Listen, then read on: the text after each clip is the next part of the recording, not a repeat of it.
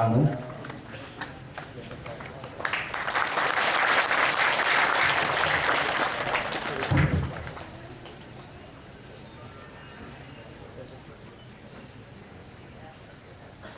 Ustadz Bambang Prambono ini juga ketika Jamparing Asih tahun 2007 juga sudah menjadi salah seorang yang mendukung dan sahabat Cak Nun. Dan antara Cak Nun dan Pak Bambang itu ada persamaan. Jadi dulu tahun 80-an ketika terjadi pelarangan jilbab besar-besaran oleh pemerintah, itu salah satu aksi demo terbesar itu di Bandung, dan Pak Bambang Prambono lah salah seorang penggeraknya. Sementara Cak Nun di Yogyakarta juga membuat teater Lautan Jilbab dengan teater Solahuddin. Teater Solahuddin yang sangat spektakuler, apalagi kalau kita melihat dari konteks Orde Baru, bisa membuat teater yang menggugat dan sangat kolosal, itu luar biasa. Jadi antara Pak Bambang dan Cak Nun ini ada kesamaan jiwa pemberontak dan berdaulat. Jadi memang pantas kita meminta nasihat dan bimbingannya supaya kita bisa memahami kedaulatan. Untuk awal saya persilahkan Ustaz Bambang dulu untuk memberikan pagar-pagar. Nanti Cak Nun akan mengelaborasi apa yang Ustaz Bambang sampaikan. Mangga. Bismillahirrahmanirrahim. Assalamualaikum warahmatullahi wabarakatuh. Alhamdulillah, wassalatu wassalamu ala rasulillah wa ala alihi wa mawala. Saudara-saudara sekalian, saya bukan lagi pemberontak seperti dulu. Sudah melalui banyak masa. Kemudian mungkin saya luruskan dulu yang tulisan yang di depan. Saya bukan kiai, haji juga mungkin tidak usah ditulis,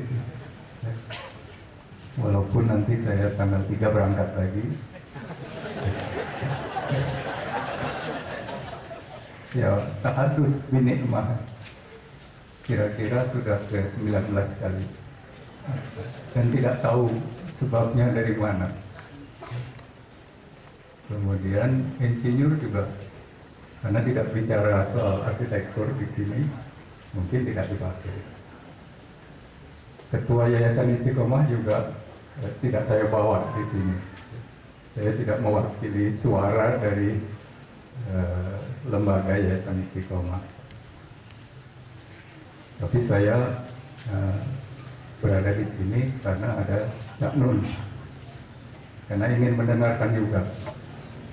Jadi saya sepakat dengan saudara-saudara semuanya.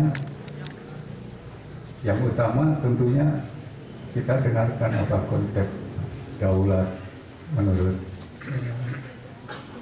pengetahuan luas dari Cak Nun. Kalau dari saya sendiri, bukan daulatnya, tapi yang di bawahnya itu ada mencari kemerdekaan sejati manusia. Saya ingin melontarkan yang kontroversial saja. Menurut saya, kita bukan saja belum merdeka, tapi tidak akan pernah merdeka.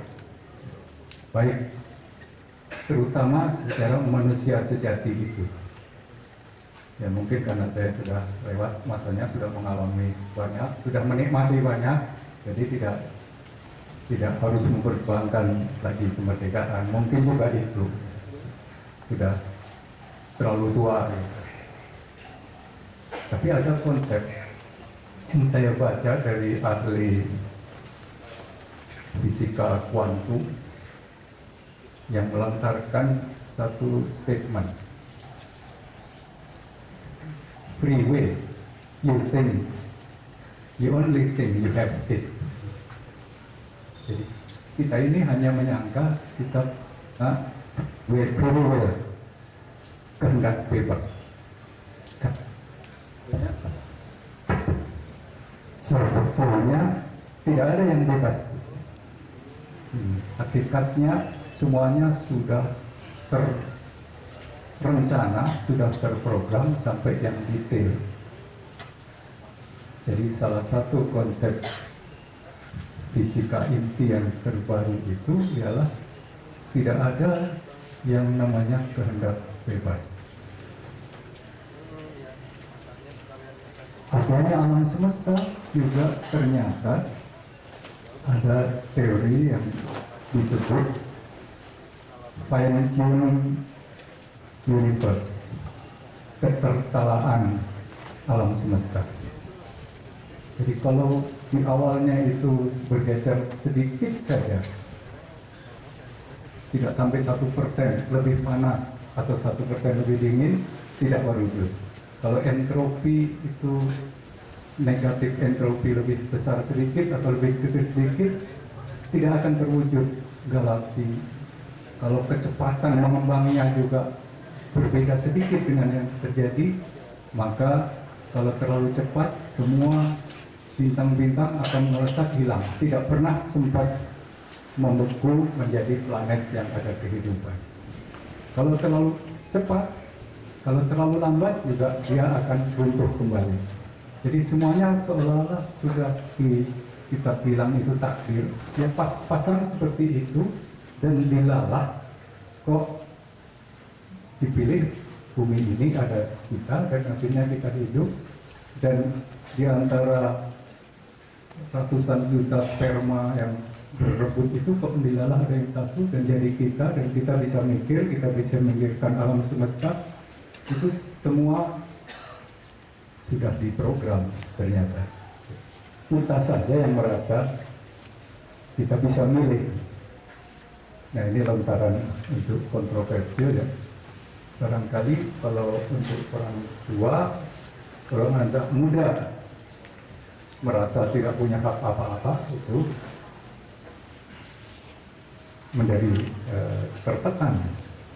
Saya pernah ditanya di Fakultas Filsafat Universitas Katolik Parahyangan tentang bagaimana kalau ternyata manusia itu hanya seperti wayang. Apakah kita hanya seperti wayang? Saya hanya menjawab, apa salahnya jadi wayang dari Tuhan yang Maha Kuasa? Tidak harus merebut apa yang namanya kemerdekaan gitu. Untuk tingkat individu. Kalau toh harus berjuang, itu juga berjuangnya, matinya juga dalam program yang sudah diamanahkan kepada kita. Satu lagi misalnya tentang warna. Kita mempersoalkan warna. Warna itu ternyata adalah yang kita tolak. Jadi ketika satu zat atau laut dia memantulkan, menolak warna merah, dia kelihatannya warnanya merah. Jadi kalau kita benci pada sesuatu, itu jadi warna kita. Itu filosofi warna secara fisika. Yang terakhir, saya hanya ingin menyumbang kepada Ma'iyah. Saya dengar dari guru saya nasihat, kun ma'allah, fa'ilam sakun ma'allah, fakun ma'aman ma'allah. Hendaklah kalian selalu bersama Allah. Teorinya gampang. Waktu berdiri, waktu duduk, waktu berbaring, terus ingat Allah. Tapi ketika kamu tidak bisa bersama Allah terus-terusan, maka hendaklah kamu bersama dengan orang-orang yang bersama Allah. Itu saja barangkali lontaran-lontaran dari saya, supaya lebih lama kita mendapat dari Cak Nun yang kita tunggu. Terima kasih.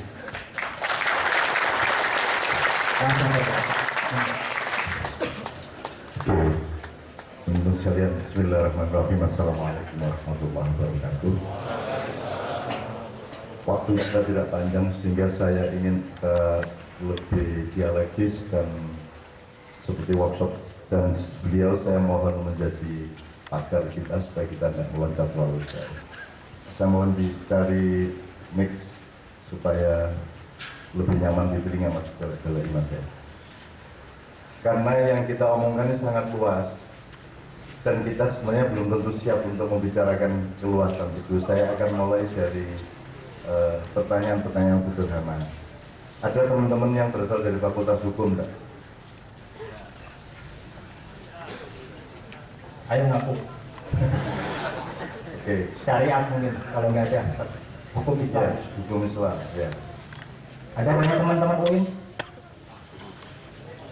Oke, ya kan. Ada satu. Ada satu ya. Mas, yang mana? Mas atau Mbak? Kalau di sini Mas, Oke. kalau Mbak Oke, kalau nanti Anda menjadi rujukan juga untuk beberapa hal. Karena kita tidak paternalistik, Anda tidak sedang berhadapan dengan pemimpin, kiai, ulama atau siapapun. Kita bersama-sama sedang mencari apa yang benar dan jangan peduli siapa yang benar, siapa yang salah. Nanti dulu. Apa yang benar dulu dijelaskan. Jadi nanti kita cari-cari yang la ilaha itu apa saja supaya Anda punya keputusan mengenai ilallah. Karena yang terjadi di Indonesia dan di dunia ini ilallahnya tiap hari tapi tidak jelas la ilahanya. Maka ilallahnya juga menjadi tidak menentu karena yang engkau tidakkan itu nggak jelas. Maka yang engkau iyakan juga tidak jelas. Nah, ini satu frame yang nanti ada catat nanti akan loading sendiri di otak Anda. Pertama pertanyaan saya adalah, Anda pernah, Mas yang dari syariat ya, pernah dengar hukum rimba? Hukum rimba itu biasanya dipakai untuk menjelaskan apa, Mas? Hukum rimba. Siapa bisa angkat tangan? Kekuasaan. Kekuasaan siapa kepada siapa dan berkuasa yang bagaimana? Yang kuat yang menang. Kalau kita ngomong hukum rimba, berarti ada yang alternatif yang baik. Kalau hukum rimba itu jelek, maka yang baik hukum apa? Kalau hukum negara, oke, hukum Allah jelas. Mesti gitu ya. Cuman gini, kalau hukum negara bedanya sama hukum rimba, dicatat aja ntar dicari sendiri. Tapi saya nanya nggak harus dijawab ya. Tapi tolong dicatat terus ini rutenya. Nanti Anda akan loading sendiri, Anda akan menemukan sesuatu yang baru. Sekarang pertanyaannya saya lanjutkan. Positif mana, bagus mana, maslahat mana, lebih baik mana, hukum rimba apa hukum negara? Oke, yang hukum negara angkat tangan. Lebih bagus hukum negara. Kalau Pak dilihat ya dilihat berapa orang yang menyimpulkan bahwa hukum negara lebih bagus dari hukum rimba. Terus sekarang yang menyimpulkan hukum rimba lebih bagus dari hukum negara angkat tangan. Lebih banyak atau sedikit atau sama? Lebih banyak negara. Oke. banyak yang absen juga. Ini kan masalah besar ini. Sebuah masyarakat menganggap yang bagus adalah hukum negara, separuh yang lain menganggap yang bagus adalah hukum rimba. Ini sudah pasti sumber konflik yang luar biasa. Satu ya, terusin aja. Pokoknya ini kita nyadar, kita cari yang benar. Hukum rimba itu yang tidak suka hukum rimba ya, yang tidak setuju hukum rimba itu jelek apa baik? Jelek. Oke. Siapa yang menciptakan rimba? Penguasa menciptakan rimba. Anda tahu nggak hutan rimba? Hutan rimba itu yang menciptakan siapa? Oke. Terus hukum yang berlaku di rimba yang menciptakan siapa? Siapa? Penghuni rimba. Macan begini, kijang begitu, pohon begini, itu yang menciptakan hukum di dalam hutan rimba siapa? Allah. Sekarang saya tanya lagi, jadi bagus mana hukum rimba atau hukum negara? Loh, ini saya cuma bongkar Anda. Kalau Anda tidak terbongkar, Anda tidak bisa bongkar Indonesia. Kalau Anda sendiri tidak bisa membongkar otakmu, pemahamanmu, cara berpikirmu, tidak usah berobsesi untuk bongkar negara. Karena Anda sendiri belum mampu membongkar yang terkecil saja di dalam isi pikiranmu. Sekali lagi, jadi lebih bagus mana hukum rimba apa hukum nikah? Ayo kan ya. Ya, oke. Apakah macan itu kejam? Oke. Yang pendukung hukum negara tadi. Apa benar macan itu binatang buas? Enggak sekarang. Ini sekarang sudah jelas pemihaannya mulai berubah. Siapa bilang macan itu buas? Kepuasan itu hanya dikenal oleh tatanan dan struktur psikologi manusia. Binatang tidak mengenal kepuasan dan kejinaan. Jadi kalau ada macan makan rusa itu bukan kekejaman. Kekejaman itu bukan. Ayo. Jadi kenapa kamu tuh menyalah-nyalahkan binatang? Kenapa kamu selalu bilang, wah macan itu kejam, macan itu buas? Loh, tidak ada. Buas itu kata-kata dari kebudayaan manusia. Pada binatang tidak ada kepuasan. Bahkan kenapa ada hama pertanian? Kenapa ada hama? Misalnya ular. Karena yang seharusnya memakan ular, misalnya ular, yang seharusnya makan ular kamu matiin dengan pestisida. Jadi Anda merusak ekosistem. Maka muncullah hama. Yang kejam ini yang memotong ekosistem apa? Hamanya. Oke. Yang memotong ekosistem. Sekarang gini, kalau saya Tuhan, terus Anda calon makhluk. Saya tanya sama Anda, kamu milih jadi macan apa jadi rusa? Anda milih apa? Milih macan rata-rata. Oke. Sekarang riset mengenai macan dan rusa. Tak kasih tahu Mas ya, kalau rusa itu makan gampang. Asal ada daun dia makan, ada rumput gimana dia makan. Ya, dia nggak usah lari, dia nggak usah loncat-loncat, nggak usah kejar siapa-siapa, dia bisa makan. Ya. Tapi kalau macan, dia tidak bisa makan rumput, dia tidak bisa makan apa-apa selain daging hidup. Maka dia harus kejar binatang lain untuk dia makan. Jadi untuk makan saja, dia mesti lari kejar sampai membunuh dengan metode, dengan teknik, membanting, terus sininya dicakot, ya. Itu macan. Nanti umur 12 tahun dia tidak kuat lagi. Dia tidak bisa kejar-kejar lagi. Dan 90% macan matinya mati sengsara karena tidak bisa kejar lagi. Oke, riset. Sekarang riset, penelitian. Sekarang pertanyaan saya kembalikan, milih makan atau tidak? Ayo Ustaz.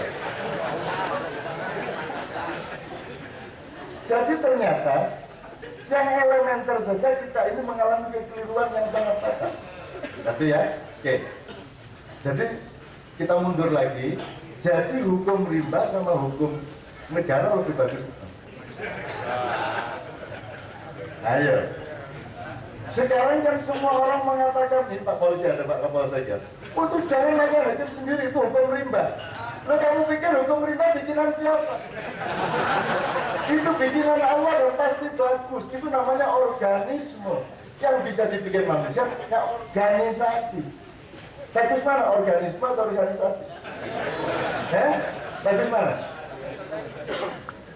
Kalau organisme itu adalah pengorganisasian yang sudah fix, matang. Itu namanya sunnatullah, yang sudah betul-betul tidak bisa dibantah dan pasti baiknya. Itu namanya organisme. Maka manusia dikasih kesempatan untuk mentakdirkan dirinya sedikit. Jadi free will-nya ada juga dikit-dikit. Jadi saya ingin mewacanakan beliau. Maka manusia punya kecenderungan untuk menata, mengorganisasi, gitu ya, membuat tatanan. Hutan rimba diambil sebagian, dibikin sawah. Itu namanya pengorganisasi, itu enggak? Sawah disingkal, digaru, dikasih air, ditanami. Itu gak Tuhan yang bikin. Meskipun Tuhan tetap berperan, gitu ya, Mas ya. Padi ditanam, kemudian dia dipanen menjadi gabah, gabah digiling menjadi beras, beras dimasak menjadi nasi dikembangkan dengan kedaulatan kuliner manusia menjadi macam-macam. Sekarang saya tanya, kuat kedaulatan Tuhan kan berhenti pada padi. Begitu padi sudah ada, kedaulatannya diserahkan kepada manusia. Terserah kamu mau langsung makan itu tadi, atau kamu giling dulu supaya jadi beras, terus kamu masak, itu kedaulatan manusia. Betul nggak? Anda boleh kok langsung ke sawah, ambil padi langsung dikerakoti, tidak ada masalah. Tapi Anda punya kedaulatan untuk memperindah rasa dari padi itu. Tapi jangan lupa, apakah gini, seperti makan nasi, makan nasi kan? Anda berdaulat untuk makan nasi atau tidak makan nasi, benar ya? Anda berdaulat untuk menanam padi atau tidak menanam padi, betul? Oke, sekarang Anda menggunakan kedaulatanmu untuk tanam padi. Saya tanya sekarang, kalau Anda sudah menanam padi, apakah Anda berdaulat untuk menumbuhkan padi? Apakah Anda punya otoritas untuk menumbuhkan padi menjadi tanaman? Daunnya cukul, berkembang, bersemai, terus nanti matang. Siapa yang berdaulat terhadap Allah? Jadi di dalam kedaulatan manusia pun sebenarnya faktanya kedaulatan Allah lebih besar dan lebih tinggi daripada kedaulatan manusia sendiri. Jadi manusia itu memang sok pintar. Dia pikir dia bisa punya anak, dia pikir dia bisa panen padi, dia pikir dia bisa, mohon maaf, buang air besar kecil. Sesungguhnya siapakah yang berdaulat di dalam soal buang air kecil? Bisakah engkau menentukan, oke, saya akan kencing hari ini 5 kali, jam 6.15, terus nanti jam 8.45, bisa Anda berdaulat terhadap kencingmu? Tidak bisa. Siapakah yang berdaulat untuk menciptakan irama dan metabolisme di mana ada titik-titik di mana engkau akan buang air kecil dan buang air besar? Allah. Jadi tolong temukan di mana kedaulatanmu, di mana kedaulatan Tuhan. Kalau sudah tahu benar kedaulatan Tuhan, baru ngurusin kedaulatan manusia. Kedaulatan manusia nanti sampai kedaulatan diri, kedaulatan keluarga, kedaulatan sosial, kemasyarakat, kedaulatan NU, kedaulatan Muhammadiyah, kedaulatan NKRI, kedaulatan macam-macam sakarmu. Tapi kalau engkau sendiri belum menemukan kedaulatan Tuhan di dalam dirimu, percaya ngomong sih. Gak usah copy paste di WA ya, nanti dulu. Oke ya, jelas ya. Oke. Anda berdaulat untuk makan, tapi Anda tidak berdaulat untuk memproses makanan begitu masuk tenggorokan. Coba kalau kedaulatan itu diserahin ke Anda oleh Tuhan, terus kalau pangan, ya silakan makan. Terus kamu urai makanan itu, proteinnya kamu masukkan ke sini, kalorinya kamu masukkan ke sana, terserah kamu. Terus sampahnya kamu keluarkan lagi, bisa kamu mengurus itu. Bisakah engkau berdaulat atas makananmu sendiri? Kan tidak. Jadi pernahkah Anda bisa tidak ingat Allah dalam hidup? Pernahkah ada detik di mana engkau terpisah dari Allah dan sempat tidak ingat Allah dalam hidup? Sedangkan jantungmu berdetak engkau rasakan ketika mau tidur. Apakah engkau berdaulat terhadap detak jantungmu? Ayo, sopo sing berdaulat? Allah. Apa Anda tidak mendengar suara Allah? Aku loh, sing gawe detak jantung loh. Ayo macam-macam kon. Tak lereni loh. Tak stop loh. Kepada para dokter saya ingin ingatkan Anda, bagaimana kalau saya bilang kepada para dokter, hidup itu bukan soal kolesterol atau soal asam urat atau apa, hidup itu hanya soal jumlah jatah detak jantung. Jadi kalau Anda ingin mengetahui ma'rifatullah itu, pokoknya tanya satu tok aja sama Allah. Ya Allah, tolong kasih tahu berapa jatah detak jantung saya jumlahnya. Jadi Anda sebaiknya jangan olahraga jantung. Sebab kalau Anda olahraga jantung, jantungmu berdetak cepat.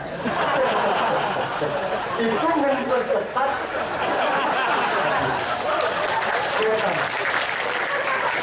Saya nggak mengatakan ini benar, cuma saya goda Anda, mulanya tajam bagus sih. Tenang dulu kamu lihat dulu, cari dulu kedaulatan itu apa. Gitu ya Mas ya? Gimana ya? Benar ya? Saya begitu, saya hemat Ustaz Syamsul, jadi saya nggak boleh kagum, saya nggak boleh kaget, saya tidak mau keburu nafsu. Jadi ada apa aja nggak sampai, nggak boleh. Misalnya kelaparan, ada makanan, itu saya tidak langsung. Ini kita jaga supaya dan gitu Mas. Orang kebanyakan enggak passion tadi yang dibilang passion tadi kan, pangan, ya sudah, kamu usia segini ya, karena gumunan dan hati-hati banyak tenang hidup itu, tenang gitu ya, nggak usah kaget, ada apa-apa itu tetap yang namanya mutmainah itu tetap. Jadi Anda lari pagi itu jangan kakimu, irama kakimu sama dengan irama nafasmu, sama dengan irama jantungmu. Itu teknik lari. Kalau Anda lari terus nafasmu, nah sudah kamu itu 100 meter terbang. Karena itu nafasmu membuat jantungmu juga terpacu. Jadi nafasmu harus berdaulat sendiri, kakimu iramanya berdaulat sendiri, supaya jantungmu juga terjaga kedaulatannya. Itu yang namanya kesehatan. Makanya kita punya teori kesehatan sendiri. Dan kita ini bagaimana soal kesehatan juga tidak berdaulat. Dokter itu ilmunya dari sana disebut mainstream. Kalau milik mbah kita sendiri, dukun, tabib, disebut alternatif. Itu dengar. Dirimu sendiri engkau sebut diri alternatif. Diri yang mainstream, diri yang primer itu yang barat, yang Arab. Tahu nggak? Kan begitu. Dirimu sendiri itu sekunder. Terus sekarang ngomong kedaulatan. Iya kan? Gitu ya. Oke, mudah-mudahan beberapa hari ini menggoda Anda. Saya bukan ngasih ilmu, saya itu cuma ayo Pak Jebak loh, ayo kamu selimpet loh. Iya Mas ya. Oke. Ya tak minum. Terus saya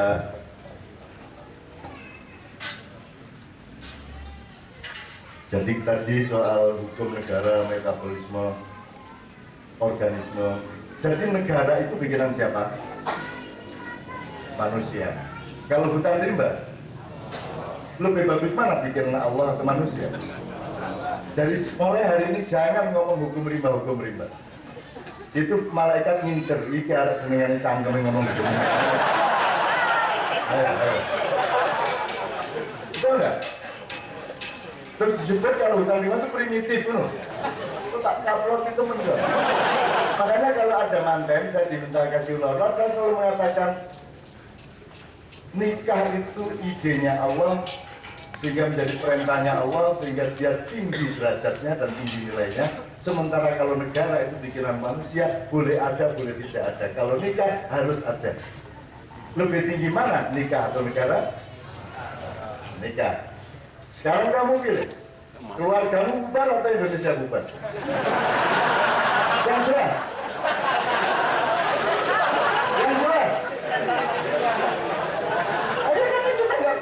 Pengambil keputusan yang berdaulat, masing-masing ya, tapi ojo lah.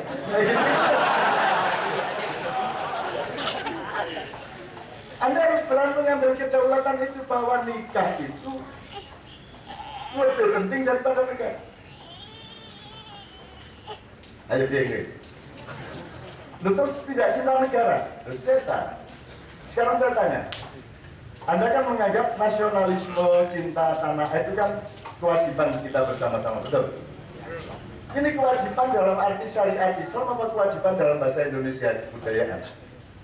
Yang dimaksud wajib kewajiban itu apa? Kalau tidak dilakukan dosa gitu. Yang mana? Wajib yang mana ini maksudnya? Saya tanya. Nanti Anda di kuburan, terus di alam barzah, itu ditanya nggak mengenai kok kamu milih Jokowi? Ditanya nggak? Nggak ditanya loh? Nggak ditanya. Nggak ada pertanyaan. Kok kamu diem aja itu? Pekerja-pekerja Cina belum bisa cebok. Berpuluh-puluh ribu masuk Indonesia. Enggak ditanya Anda. Apa kabar negaramu? Enggak ditanya, enggak ada malaikat tanya seperti itu. Yang ditanya hanya perilakumu pribadi di dalam menyelamatkan keluargamu dari api neraka. Angkusaku walikumna. Jadi saya tanya sekali lagi, kalau gitu bela negara itu hukumnya apa? Yang jelas. Kalau nggak kamu temukan, lu nggak jelas udah ya jurusnya kayak macam mas ya. Jadi kalau Anda mau pukul uppercut, kakinya beda dengan kalau mau hook, beda dengan kalau mau jab. Beda tuh. Ini pukulannya, jurusnya tidak nyambung sama kuda-kudanya. Begitulah kaum intelektual Indonesia. Kan begitu. Oke. Tak kembali selalu mereka. Jadi sebenarnya Anda cinta negara, mikirin kedaulatan ini, ya bilang kita sudah berdaulat. Negara kita sudah merdeka, tetapi rakyatnya belum menang. Kita hanya merdeka de jure, tapi belum de facto, kan gitu ngomongnya. Yes. Tak perkecil pertanyaannya. Sekarang sebenarnya kamu bela Indonesia itu hukumnya apa? Menurut Islam? Wajib. Jadi kalau Anda tidak melakukan, Anda dosa. Itu wajar namanya. Kalau Anda tidak lakukan, Anda dosa, masuk neraka. Ayo, piye? Yang jelas. Jangan aja daripada Anda repot. Tak bukain aja. Ya. Ada namanya fardu ain, misalnya sholat 5 waktu. Ada namanya fardu kifayah. Fardu kifayah itu kewajiban bersama, tapi asal ada yang mewakili melakukannya, semua menjadi bebas dosa. Contohnya layak takziah, orang ngurusin jenazah. Kalau ada jenazah tergeletak di jalan dan tidak seorang pun mengurusinya, maka semua umat manusia berdosa. Tapi kalau ada 3 orang aja yang mau ngurusin, memandikannya, mensolatkan, terus menguburnya, seluruh manusia di muka bumi bebas dari dosa. Itu namanya fardu kifayah. Jadi ada fardu ain, fardu kifayah, terus di bawahnya ada sunnah. Sunnah itu sebaiknya dilakukan. Kalau terpaksanya tidak ya tidak apa-apa, tapi sebaiknya dilakukan. Gitu ya. Di bawahnya sunnah ada mubah, lakukan silakan, enggak ya tidak apa-apa. Di bawahnya lagi ada makruh, sebaiknya jangan dilakukan, itu makruh. Kalau kadang-kadang terpaksa ya sudah tidak apa-apa. Tapi kalau bisa jangan, itu namanya makruh. Sesuatu yang tidak dilarang Allah tapi dibenci oleh Allah, maka namanya makruh, karih Allah, gitu ya. Nah, haram ini mutlak tidak boleh sama sekali. Saya sekarang ingin mengatakan, ingin tanya lagi sama Anda, jadi di mana posisi bela negara? Fardu kifayah, benar ya? Benar ya? Yakin ya? Saya kasih kesempatan mempertanyakan kembali. Mas, kalau jenazah itu tidak ada yang dibayar untuk ngurusi. Ya teman, tidak ada tuh, ini ada pengurus yang dibayar khusus ngurusi jenazah, kan nggak ada. Kalau negara kan ada. Nah, sudah bayar Jokowi mahal, menteri-menteri mahal, fasilitas sudah kita kasih semua. Kita sudah bebas kewajiban dong. Kalau kita masih berkewajiban, kamu turun dulu. Nah, gunanya apa kamu? Saya angkat-angkat menjadi presiden dan kamu reshuffle macam-macam. Kalau saya masih berkewajiban, kita yang bayar atau kita yang berkewajiban? Enak aja. Ayo Mas G, Mas. Soal kifayah masih tapi. Kewajiban kifayah itu kan kalau tidak ada yang regulatif berkewajiban. Nah, Indonesia negara ini kan ada yang memang undang-undang yang membayar menentukan satu organisasi pemerintah yang kita fasilitasi habis-habisan untuk ngurusin negara. Jadi mereka yang wajib, kita enggak. Kita enggak sama sekali. Kalau kita mau, itu namanya sedekah. Nah, sekarang Anda mau sedekah apa tidak, itu masalahnya. Jadi kalau kita bela negara, cinta negara itu tinggi derajatnya karena itu karena posisinya adalah sedekah. Sunnah pun mungkin enggak. Sedekah karena cinta kita, karena kerelaan kita. Sedekah lebih tinggi mana dari zakat? Lebih tinggi mana dari zakat? Sedekah. Kalau zakat itu ya jadi dikongkon, aja disuruh ya mesti air. Dan kalau sedekah kan tidak diwajibkan tapi ikhlas melakukan. Atau dalam istilah lain namanya ihsan. Jadi kebaikan saya ingatkan mungkin tahun lalu sudah saya omongkan, jadi dalam Islam ada 5 kebaikan, semuanya bernama kebaikan, tapi tolong waktunya ya. Ada khair, ada ma'ruf, ada berarti ya dauna ilal khair, ada ya'muruna bil ma'ruf ya, khair ma'ruf, terus ada ihsan ya, ada birrun, terus menjadi kata haji mabrur itu, kemudian ada soleh. Ini semua dalam terjemahan tepat disebut kebaikan, diterjemahkan. Dari masyarakat juga pokoknya aku anak soleh. Itu jadi aku bingung, aku anak soleh. Itu saya minta di riset dan ditanyakan secara epistemologis itu aku anak soleh. Sebab setahu saya soleh itu kebaikan yang sudah dewasa, kebaikan yang sudah matang, kebaikan yang sudah dihitung, disimulasi mudarat manfaatnya setinggi mungkin, mudaratnya serendah mungkin, itu baru soleh. Anak kecil belum bisa soleh. Kok aku anak soleh? Soleh enggak semua ya. Soleh itu undang-undang yang matang, aturan yang sudah matang, udah detail berdasarkan sejarah dua dan gini. Besok mungkin ada ini ada itu, supaya kita fix maka mudaratnya diperkecil dengan rupa sehingga dia soleh. Semakin tinggi manfaatnya semakin soleh kadarnya, semakin rendah semakin tinggi kemudaratannya semakin rendah kesolehannya. Kalau saya, nah. Kalau khair itu kewajiban yang masuk, itu kebaikan yang cair, yang universal. Makanya tidak boleh diperintahkan, tidak boleh dipasalkan, Pak. Tapi hanya dianjurkan. Misalnya, hormatilah orang tua, itu tidak boleh ada perda begitu. Perda nomor 9, setiap warga negara, utama dia wajib menghormati orang tua. Tidak ada perda seperti itu. Karena menghormati orang tua itu belum sesuatu yang padat. Dia masih relatif. Nah, misalnya ini, terus orang ada cilik, ada anak kecil, gini bapaknya, set.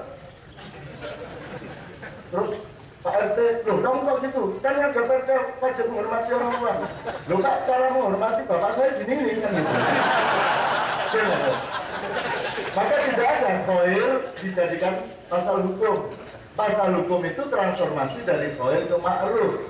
Ma'ruf itu sesuatu dari kata araf, Pak. Ya'rifu irfana wadaka arifun wahuwa arifun wadaka ma'rufun. Jadi kata ma'ruf itu adalah satu nilai yang sudah disusun sampai menjadi aturan yang matang, yang sudah diarifi dengan segala segi, dengan segala pendekatan dan metodologi, sehingga dia menjadi padat, menjadi pasal hukum. Itu namanya ma'ruf. Maka kalau di Quran ma'ruf itu ya'muruna bil ma'ruf, artinya diperintahkan. Tapi kalau khair tadi dianjurkan, yad'una ilal khair. Dan itu ya kira-kira ya. Diserukan, dianjurkan, dihimbaukan. Itu ya Pak ya. Pak, anytime saya mohon di ini juga ini, ya, supaya ya. Diserukan menurut Pak Bambang. Terus kalau ihsan itu yang tadi kita kembali ke zakat. Ihsan itu Anda tidak wajib kok. Nanti nggak ditanya Tuhan soal Indonesia. Tapi karena Anda cinta, itu lebih mulia kalau Anda membela negara Anda, membela rakyat Anda mendapat kemuliaan yang tinggi karena dasarnya pembelaan Anda kepada negara adalah dasar cinta dan dasar sedekah. Apalagi kalau engkau memberi muatannya lagi, seperti Rasulullah mengatakan, sholat badar itu kan salah satu kandungannya adalah bidu'afaikum. Dari Rasulullah mengatakan innama tunsaruna wa turhamuna wa turzakuna bidu'afaikum. Kamu berjuang itu akan diberi kemenangan oleh Allah asalkan landasan perjuanganmu adalah membela dan mencintai orang kecil, orang yang paling lemah, orang yang paling dhaif atau mustad'af. Bidu'afaikum. Kalau Anda sekarang cinta negara dan mencari kedaulatan bernegara, kedaulatan macam-macam atas dasar cintamu kepada rakyat kecil, cintamu kepada orang kebanyakan, maka itu luar biasa tinggi derajat. Tapi posisinya bukan kewajiban, posisinya sedekah. Ayo bi, tinggi loh. Makanya setiap kewajiban jadikan sedekah supaya nikmat. Anda tidak pernah diajari untuk menjalankan kewajiban dengan kenikmatan, akhirnya males. Wajib kok. Sama dengan tentara baris itu kan kalau dia tidak punya muatan bela negara kan malas dari apel pagi. Kalau tidak ada hati yang membela negara, hati yang nasionalisme segala macam kan malas baris. Tapi kalau ada muatannya bagus. Dan sekarang kalau Anda sholat, tidak Anda cari kenikmatannya, Anda juga tidak akan rajin sholat. Makanya carilah kenikmatannya. Jangan anjurkan orang berbuat baik kecuali engkau memberinya contoh bagaimana berbuat baik itu nikmat. Makanya hasbunallah wa ni'mal wakil. Nikmal maula wa nikmal nasir. Saya akan coba batasi, masih banyak catatan saya, tapi mudah-mudahan gangguan-gangguan saya ganggu-ganggu tadi bukan mudah-mudahan nanti loading di Anda. Jadi gini, hukum negara sama hukum pribadi sudah jelas ya. Sudah jelas ya. Saya tidak minta Anda menyimpulkan apa-apa, tapi mulai sekarang berpikirnya pasti harus berubah ya. Kalau dalam fakta Mas, yang hukum negara sama hukum riba, dalam fakta kan lebih bagus hukum riba. Sekarang misalnya Anda sekarang gini, kebudayaan manusia juga kejam. Kalau di Jawa kan ada yang namanya, sekarang ada sekarang gini, Basuki. Nanti di Jawa, ini Basuki Pak Tanda. Basuki itu singkatan dari bajingan Nasuki itu Jawa. Macam-macam. Kalau jargoni itu ujar gak bisa melakoni. Ada lagi Sutikno, asu pekantik Gino. Ada lagi yang baru. Nah, tetapi di sini mengandung diskriminasi kepada asu. Kalau saya tanya sama Anda, apa salahnya anjing? Persoalannya anjing. Kapan anjing bersalah? Kapan anjing rakus seperti manusia? Kapan anjing berbuat kejam? Bahkan anjing lebih setia dibanding manusia, betul nggak? Terus kenapa kamu merendahkan anjing? Kemudian kamu merendahkan orang lain dengan menyebutnya anjing. Terus orang yang direndahkan kemana? Yang disebut anjing. Makanya kalau saya disebut anjing, saya bangga. Berarti kamu mengaji kesetiaanku. Ayo dia, tolong dirobak deh ya. Kamu dirobak masuk kok, lesu. Asu itu setia kan begitu, setia nggak pernah salah. Apa ada asu anjing masuk neraka? Nggak ada. Begitu kamu sebut asu, berarti bebas dari neraka. Enggak asu masuk neraka kok.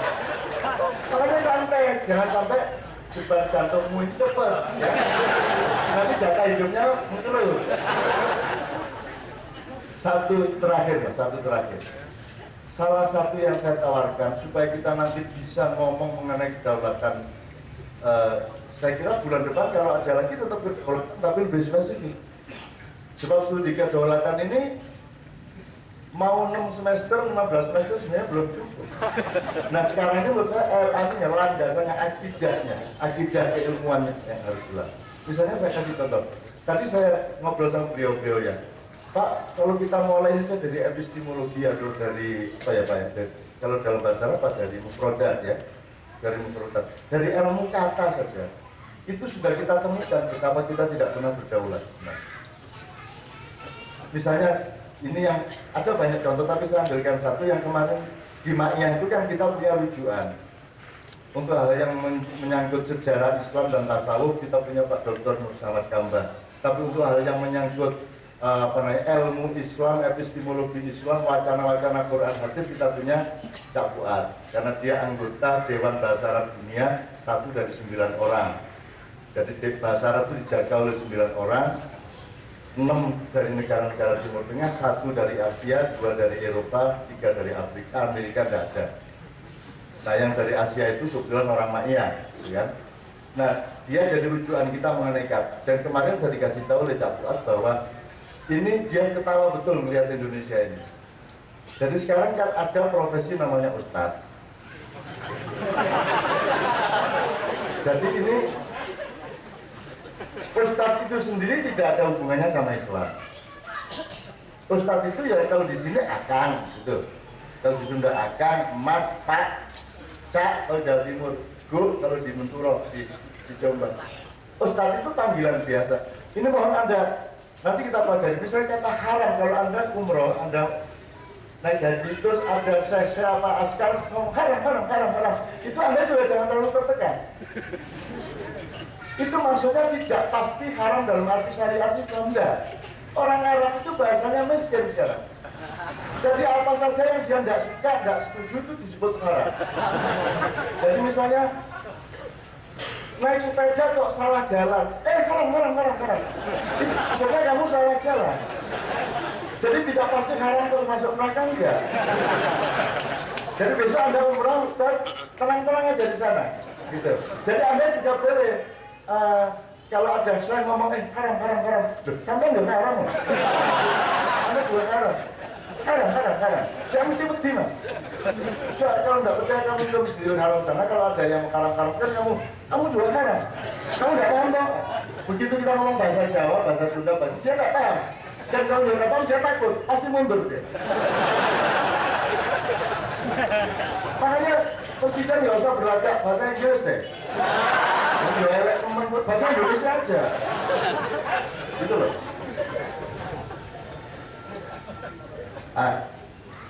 Profesi Ustadz ya, saya perpanjang. Ustadz itu sendiri sudah sebenarnya bukan wacana Islam. Tapi enggak apa-apa, pakai ya enggak apa-apa.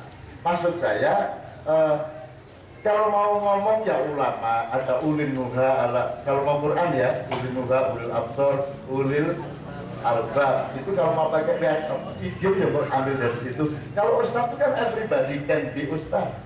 Kita ketemu siapa di pabrik itu kan Ustaz, kan gitu. Semua Ustaz itu akan kan, gimana Kang, bagaimana Mas, itu toh. Belum lagi ntar ditambah ada Gus, ada Kiai, ada. Kalau Syekh masih ada kaitannya dengan tradisi Thariqat, Maula masih ada, gitu ya. Habib ini kontroversial juga, gitu ya. Tapi nanti dulu. Nah, dari sudut epistemologi ini harus kita teliti lagi. Kemudian profesi lagi. Profesi itu apa dalam Quran, Ustaz?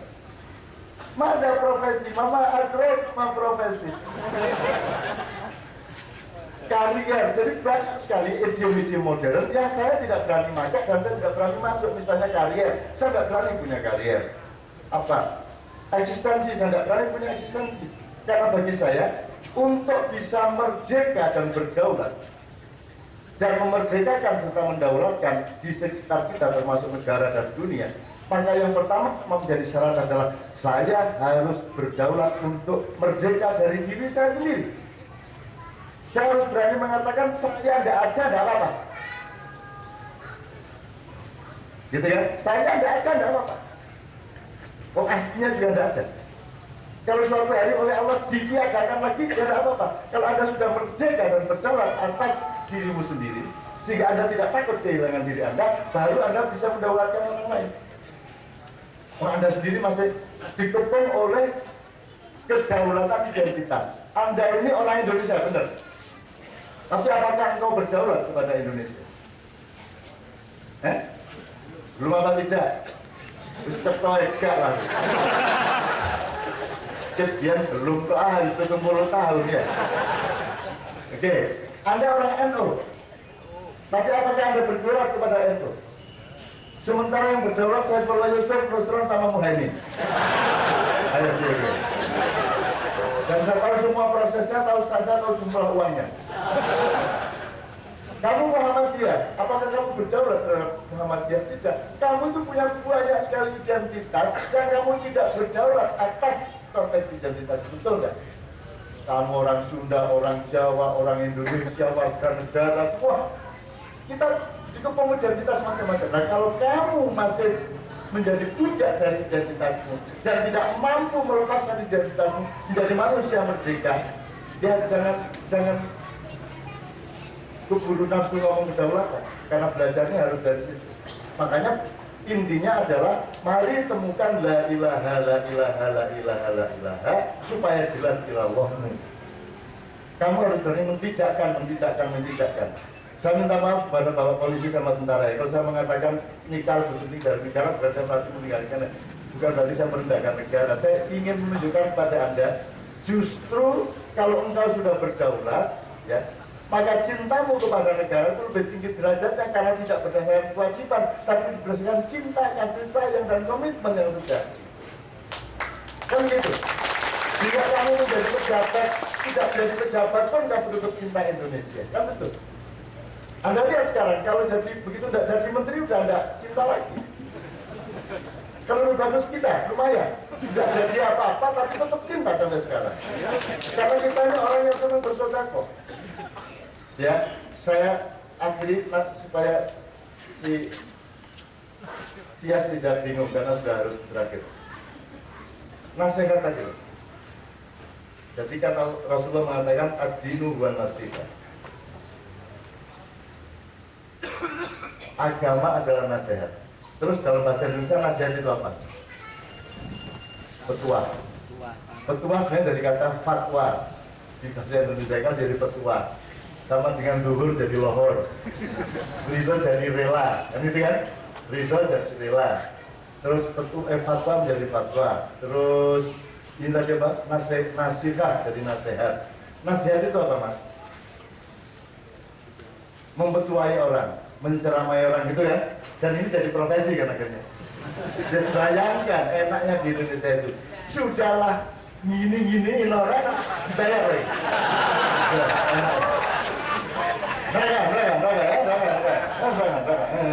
Dibayar lagi. Enak tuh profesi. Nah, terus sahabat-sahabatnya Nabi tanya, ya Rasulullah, kalau agama adalah nasihat, kepada siapa kami menasihati? Terus Rasulullah menjawab, ada 5 yang harus kamu nasihati. 1 Allah, nomor 2 Rasulullah, nomor 3 kitab Quran, nomor 4 para ulama, nomor 5 dirimu di antara kalian sendiri. Terus Umar, kalau nggak salah Umar yang nanya, lu bagaimana Rasulullah, kalau yang sesama kami bisa lah saling menasihati. Tapi bagaimana kami mau menasihati Allah, menasihati Rasulullah, menasihati kitab suci dan menasihati para ulama? Tidak mungkin. Terus Rasulullah bertanya, loh, menurut kamu nasihat itu artinya apa? Nasihat itu bukan totor-totor, bukan menceramai, bukan mempetuai. Nasihat itu artinya setia. Nasihat itu artinya komited. Nasihat itu artinya loyal. Kamu loyal kepada Allah, loyal kepada Rasulullah, loyal kepada kitab Quran. Dan bayangin, kata loyal ini sekarang menjadi ceramah. Waduh, ya kawan-kawan. Jauhnya ada kawan-kawan. Nah, ternyata banyak kasus epistemologis seperti ini yang mengganggu pemahaman kita terhadap kedaulatan. Nah, saya kira pelan-pelan forum ini suatu hari akan menemukan sebanyak mungkin hal yang membuat kita benar-benar akan memahami dan bisa melakukan kedaulatan semurni-murninya dan seotentik-otentiknya. Saya langsung kembalikan kepada Mas Tias untuk kita berdiskusi karena waktunya sangat terbatas. Assalamualaikum warahmatullahi wabarakatuh. Langsung saja kita segera lanjut ke sesi diskusi. Ini para pembicara ini ternyata masih provokator semua. Jadi kalau tadi dipotong-potong dimasukin ke Twitter tuh langsung pasti banyak perdebatan. Manusia hanyalah wayang Tuhan dan itu baik-baik saja. Dipotong. Terus Cak Non bila negara itu tidak wajib. Ini memang provokasi. Jadi teman-teman untuk memprovokasi teman-teman sekarang. Jadi langsung saja. Dan karena mic-nya tidak bisa jalan dan teman-teman bisa jalan, jadi teman-teman silakan yang bertanya, silakan berjalan ke sini ke depan. Saya buka teman pertama. 1, 2, 3. Mas, langsung ke depan. Yang saya Maju mas.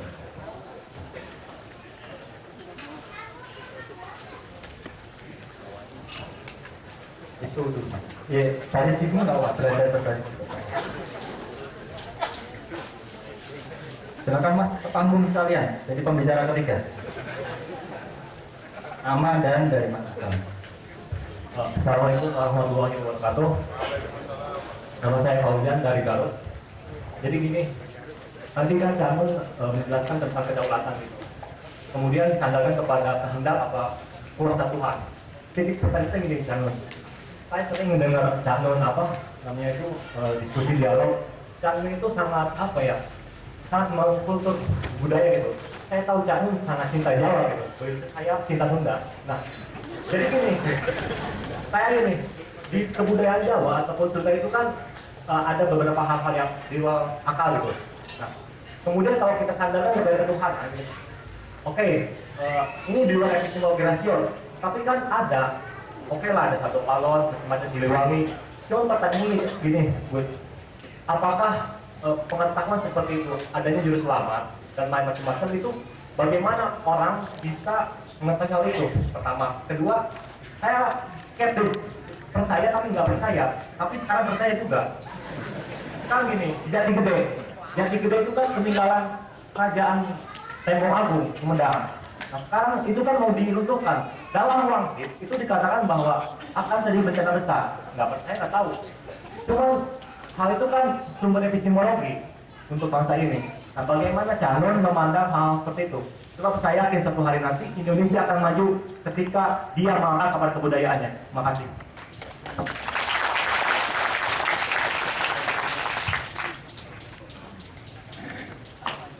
Assalamualaikum warahmatullahi wabarakatuh. Perkenalkan, nama saya Firdaus, saya dari UIN, sedang menuju di Bandung, Fakultas Sains dan Teknologi, jurusan Matematika.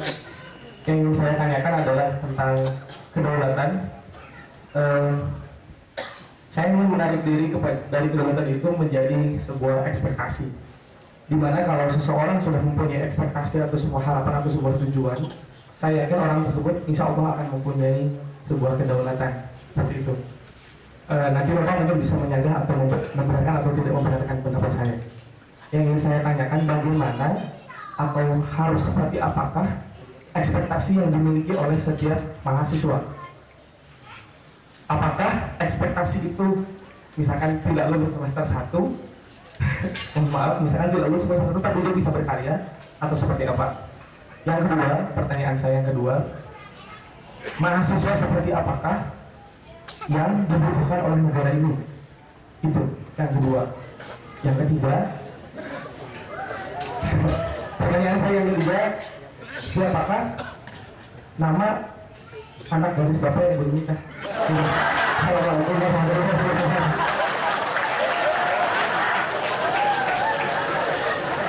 Itu tadi yang pertanyaan ketiga ke pembicara yang mana? Ada.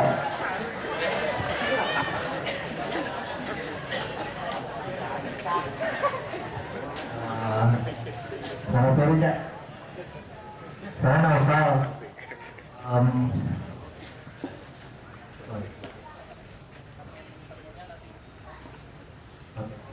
Iya, tadi sedikit mengutip kata-kata Cak Nun tadi yang terakhir banget yang tentang Umar yang nanya ke Kanjeng Nabi, apa tadi nasihat, apa yang dimaksud tentang nasihat, dan itu Umar aja salah. Maksudnya ketika Kanjeng Nabi masih hidup aja dan Umar yang merupakan khalifah kedua itu salah arti terhadap yang namanya nasihat. Itu hanya satu contoh kecil. Nah dari situ saya menarik menjadi konteks kita yang udah beratus-ratus tahun Kanjeng Nabi nggak ada, terus kita juga nggak diharap, ya bahasa udah beda dan budaya beda. Nah kita nggak jauh kan ini gimana ya monggo lah dijelaskan kayak gitu kira-kira. Terima kasih Bang. Pertama tidak menanya dulu ya Pak, nanti sama ibunya nanti sudah standby. Enggak dijawab dulu Pak Bambang dulu mungkin ya. Bicara penanya pertama Mas Kang Wadir. Kepercayaan tentang yang gaib dan aneh itu diluruskan lagi dengan apa-apa yang sudah digariskan Allah dan Rasulnya dari aman. Tapi tidak berarti di luar yang sudah ditulis di Quran dan hadis tidak ada kebenaran. ada kebenaran, cuma mencernanya harus hati-hati sekali.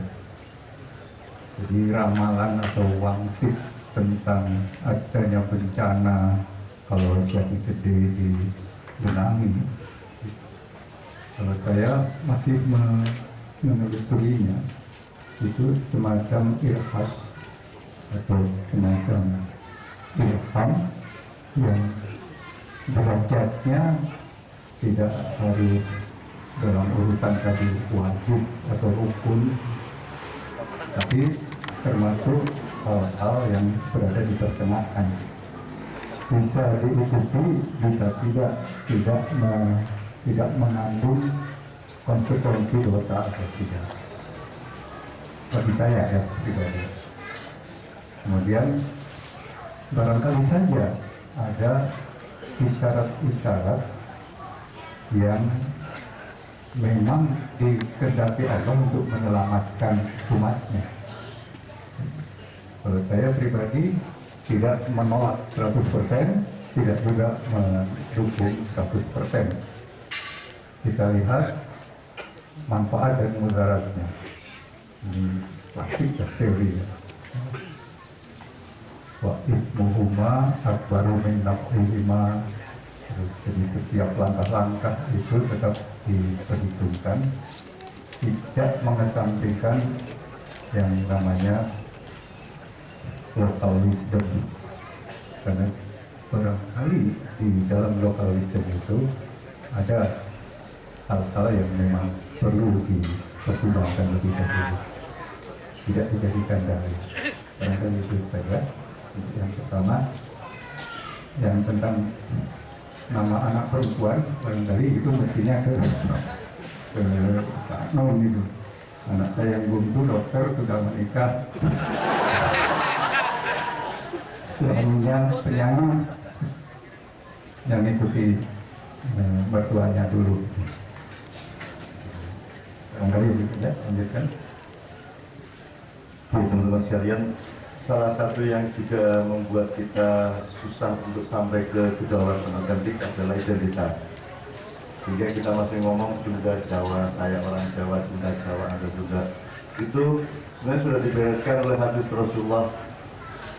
Bukan seorang yang beriman kalau dia belum mencintai tetangganya sama dengan dia mencintai dirinya. Mungkin selesai kan masalahnya. Dan jadi sudah Sunda Jawa ini kita lihat ilmunya saja, tidak bisa dilihat subjektivitas dan identitasnya. Kalau Anda bilang saya cinta Jawa, ya iyalah, maksud saya nggak cinta Jawa. Tapi kalau Anda bilang saya nggak cinta Sunda, ya salah, maksud saya nggak cinta Sunda. Enak aja. Gajah Mada itu kan saya marah karena dia kan nggak SMS saya dulu. Ketika dia mau menyerbu Prabu Siliwangi di perjalanan itu kan, dia nggak bilang saya dulu, langsung aja dicegat. Kalau dia WhatsApp dulu kan kita bisa diskusikan gitu. Nah, jadi jangan soal itu sudah mohon jangan jadi masalah lah. Karena kita sudah tahu, kita sudah punya akidah yang jelas, kita punya tujuan besar yang sama. Di mana Jawa harus untuk kebersamaan, Sunda untuk kebersamaan kita kan gitu. Sudah bahwa ada ayam, ada kambing, ada angsa, segala macam nggak ada masalah. Asal kambing, ayam dan semuanya itu untuk satu apa namanya itu ekspektasi yang sama kan gitu. Sama dengan gado-gado itu mas. Saya kan kalau ngomong Indonesia yang beragam-beragam seperti gado-gado pak. Untuk bisa jadi gado-gado yang enak itu kubisnya harus benar-benar kubis. Ya, kacangnya harus benar kacang. Jadi jangan dilarang kubis menjadi kubis beneran. Karena untuk jadi gado-gado kubisnya benar kubis, tempenya harus benar tempe, tahunya harus benar tahu, kentangnya harus benar kentang. Jadi harus ada kentang itu harus benar-benar kentang, Jawa harus benar-benar Jawa, ngerti nggak? Sunda harus benar-benar Sunda, Bugis harus benar-benar Bugis. Sehingga gado-gado Indonesia menjadi enak. Jadi Anda jangan larang Jawa untuk jadi Jawa, jangan larang Sunda untuk jadi Sunda, jangan larang Kubis untuk jadi Kubis gitu loh mas. Nah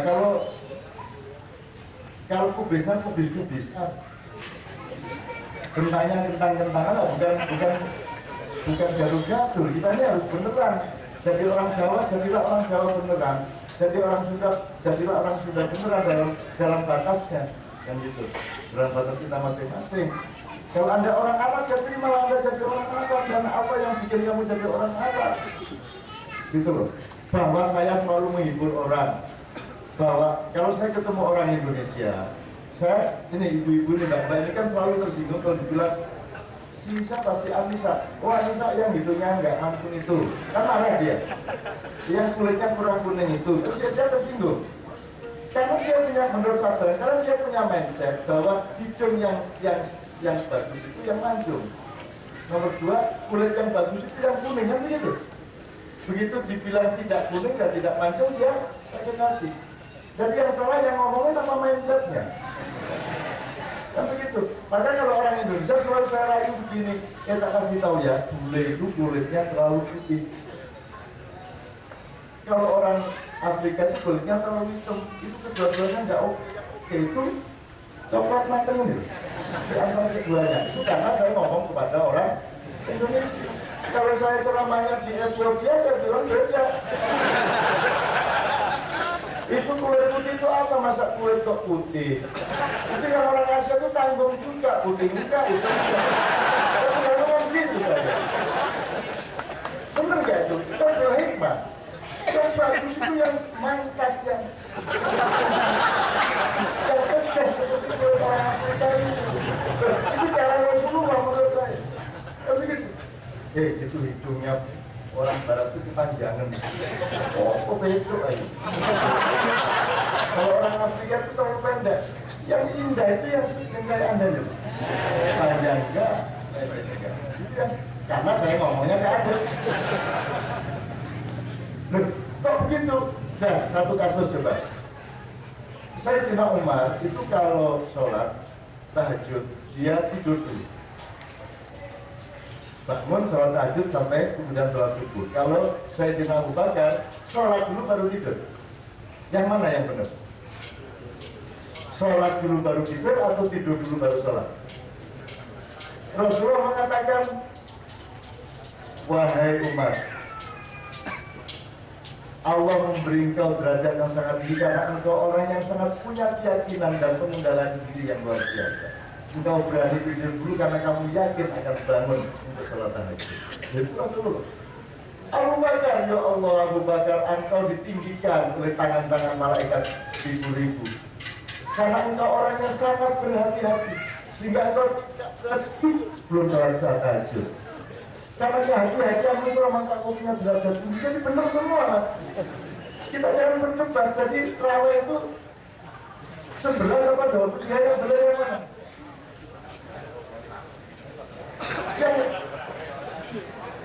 Ya sekarang sih tidak ada masalah karena itu nggak terawih. Karena kalau padahal Anda tahu sholat 23 itu dengan BT 23 itu asal-usulnya pertimbangan kultural. Jadi Sayyidina Umar itu terawih 11, tapi hari kedua dilihatkan ini orang kok cepet banget ini terawihnya, jadi setelah itu dia dolan nggak karu-karuan, kayak di sana kemari ada main remi, main gatling, kakak, segala macam. Akhirnya Umar pernah berbicara tak panjangin aja sholatnya. Dan lebih sedikit kemungkinan mereka untuk bermain-main. Akhirnya dibikin 20 rakaat itu oleh Umar. Gitu loh. Dan itu pertimbangan kultural. Jadi Anda yang baik itu 100 rakaat. Yang mencari yang lebih baik, syukur 200 rakaat. Sudah itu pingsan Anda. Gitu ya Mas ya. Oke. Jadi tolong diselesaikan masalah Jawa, Sunda segala macam. Sudah kita punya identitas yang lebih tinggi yaitu keislaman atau orang sesama orang beriman. Pecinta Allah lebih tinggi lagi tuh. Pecinta Allah, cinta Rasulullah. Sudah enggak Jawa Sundanya menjadi nomor 2, lagi perempuannya menjadi nomor 2 kan itu. Di sini kan nggak ada lagi, tidak ada perempuan, tidak ada gender di sini. Sebenarnya tidak usah dipisah, nggak ada masalah. Kalau mau dipisah ya 1 meter. Bolehnya jajan juga. Kalau jajan juga berarti boleh jajan dimanapun. Jadi ini yang tanggung ini. Kan gitu. Kalau memang tidak boleh dipisah, kalau harus pisah, ya kalau gitu jaraknya jelas. 1 meter, setengah meternya enggak juga kan. Jajan juga kan. Jadi sebenarnya di sini ini melanggar ketentuan umumnya. Yang di sebelah sini. Oh, jaraknya cuma 10 cm. Jadi ternyata tidak ada masalah dengan laki-laki perempuan campur. Karena selama kita di sini, kita tidak ingat bahwa kita laki-laki, kita tidak ingat bahwa kita perempuan. Karena pikiran kita kepada Allah dan ilmu. Betul. Tidak ada perempuan dan saya tidak pernah menganggapmu sebagai perempuan. Perempuan bagi itu hanya satu, Novia kawan. Sebetulnya cucuku, anakku, sahabat. Bukan begitu? Yang mana, Pak? Oh, yang anak nomor 3. Oh, anak perempuan saya. Ya, itu nanti. Tapi anak saya itu betul-betul tidak punya bakat untuk acara. Jadi kan dirayu di Twitter atau di Facebook itu kan kami baca, ibunya sama saya baca. Jadi anak ini kayaknya nggak bisa diajak pacaran. Sekali sama lagi, susah sekali sama laki-laki. Disapa gini, pura-pura ditanya ini, gini, anak saya jawab, kayaknya nggak usah diterusin teh yang jici begitu. Ya, jici nggak usah diterusin gitu. Anak saya itu parah, pokoknya parah. Dan saya seneng bahwa lumayan ini. Kalau anak macam-macam sakit lemes gitu. Tapi gampang, itu kan sebuah potensialitas namanya. Dari Jawa Sunda tadi kita masuk ke mitos-mitos, Mas.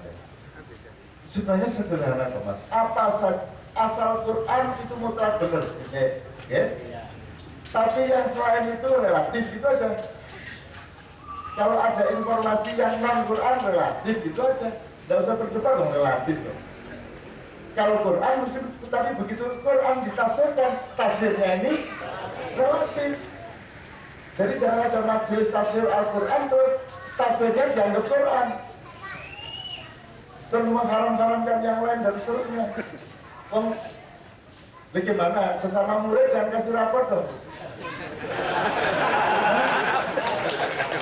Ya hasil rapor sekolahannya dong, gurunya dong. Nanti Allah marah loh.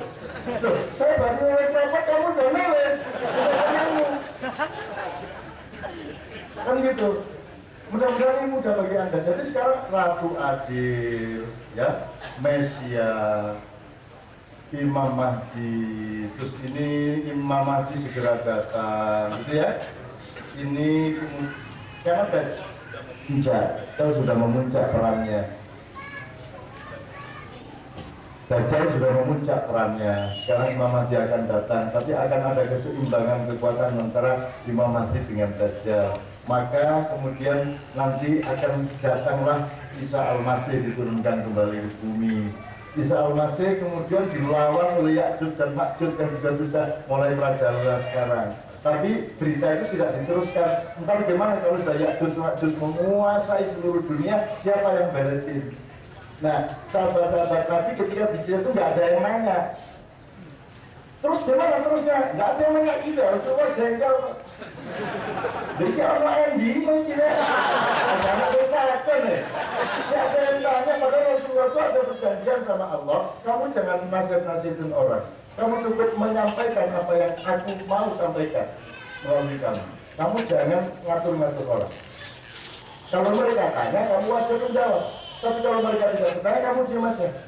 Nah, Rasulullah itu gagal kok nggak ada nanya ya. Cuma ada nanya, akhirnya Rasulullah bikin yang hadisnya dan gini. Para sahabatku, engkau pernah mendengar Dajjal? Oh belum, mau tak kasih tahu. Nah gitu ya. Karena Rasulullah saya jalan tengah. Ini kalau nggak saya kasih tahu mereka butuh. Kalau saya jadi agama atau bukan itu tergantung Allah memberi informasi langsung apa tidak. Ya. Ibadahnya juga ditentukan oleh Allah. Jadi sholat 5 waktu itu bukan karangan kita. Allah yang kasih 5 waktu dari ya subuh 2 rakaat, zuhur 4 rakaat, itu ditentukan. Jadi Anda nggak usah tahu soal itu. Nah sementara kalau mitos-mitos itu saya senang banget. Tapi saya tidak pernah meletakkannya sebagai sesuatu yang primer, yang sifatnya mutlak. Karena yang mutlak hanya informasi dari Al-Quran. Nah Quran ini juga multi tafsir. Begitu kita tafsirkan dia menjadi relatif lagi yang berlaku tafsir kita. Semua omongan saya mengenai iblis misalnya kan banyak ngaco itu. Banyak orang itu kan udah menyambut gitu kan. Kan iblis itu utamanya ya. Iblis itu menurut Anda berjasa apa mencelakakan manusia? Biasa. Berjasa, lumayan ini, lumayan. Jadi maksud saya gini loh mas, kan Allah berfirman ini ja'ilun fil ardi khalifah, aku menciptakan khalifah di bumi. Nah itu siapa kemarin stafnya Allah setelah bikin Adam kok ditaruh di surga? Karena kan di surga, itu kan firmannya di bumi, betul nggak? Kan fil ardi khalifah, mestinya berada di bumi. Tapi kalau di surga, iblis gelisah, jadi apa caranya?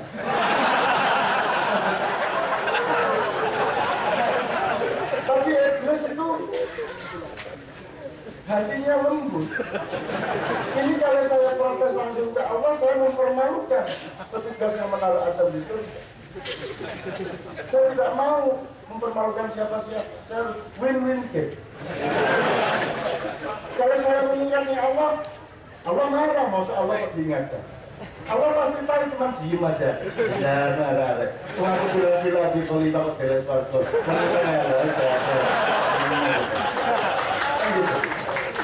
Nah iblis akhirnya mengorbankan dirinya. Kalaupun harus ada yang terhina di dalam kasus ini, asal tujuannya tercapai yaitu memindahkan Adam dari surga ke bumi, maka biarlah aku menjadi surganya. Dan gitu. Yang penting tujuannya tercapai yaitu Adam ditaruh di bumi. Maka iblis bikin satu skenario tak godanya. Tak goda, jadi dia masuk pintu surga itu melalui mulutnya naga. Terus nanti dia masuk naga, nah buntutnya naga itu ada di dalam surga. Dia keluar dari buntutnya sudah ada dalam surga. Itu. Ini naga terus karanganku dewe. Kalau ngobrol kamu ngarang kok. Coba masuknya ke surga bagaimana itu kan soal teknis peperangan ya Pak ya. Anda juga jangan terus kalau saya ngomong seolah-olah itu ayat apa surat. Itu kan namanya orang hidup kan penuh hiasan seperti itu asal hakikatnya benar. Nah, terus dia goda iblis, goda siapa? Adam, akhirnya Adam dihukum. Sebenarnya kenapa Adam dihukum?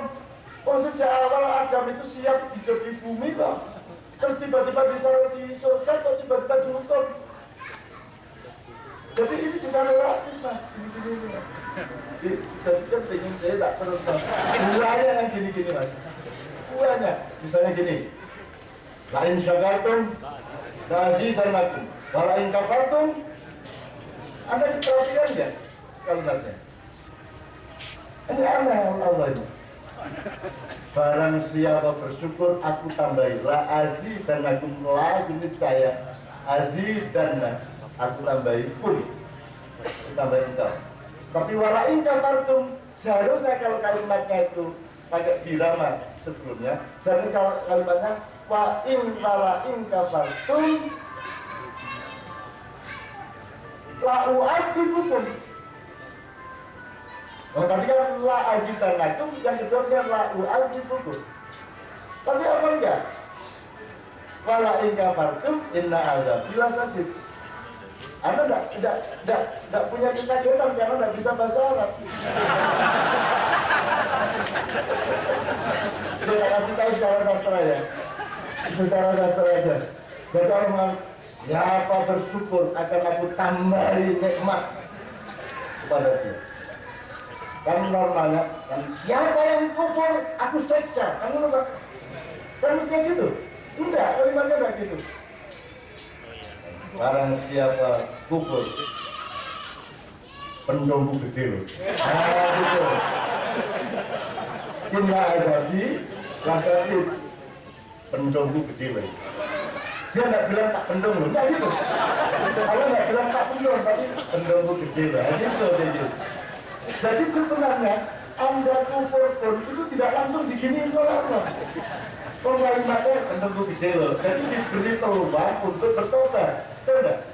Kalau wajib hukum berarti barang siapa bersyukur tak ada ini, barang siapa kufur tak kentung. Nah, tidak ada kesempatan, tidak. Allah kasih kesempatan. Ada nggak tafsir jalan lain, apa lain yang tafsirnya kayak gini? Tidak ada. Makanya kita hidup ke masa depan, tidak ke masa silam. Gitu loh teman-teman. Oke, saya habis waktunya. Pertanyaan yang pertama tadi mudah-mudahan tolong perhatikan mas. El Nino. Kalau ini bisa relatif, bisa benar monggo. El Nino itu ini akan lebih parah dari yang Anda sangka. Dia akan sampai ke puncak-puncak tertentu. Jadi efek El Nino nanti Oktober November itu mungkin lebih tinggi daripada sebelumnya. Pertama tahun 57-58, kedua tahun 57-58, kemudian kedua tahun 65, ketiga tahun 72-73, kemudian tahun 82-83, kemudian tahun 97, kemudian besok 2015 Oktober. Anda lihat aja, tapi ini bukan rumit, ini bisa benar bisa salah namanya relatif.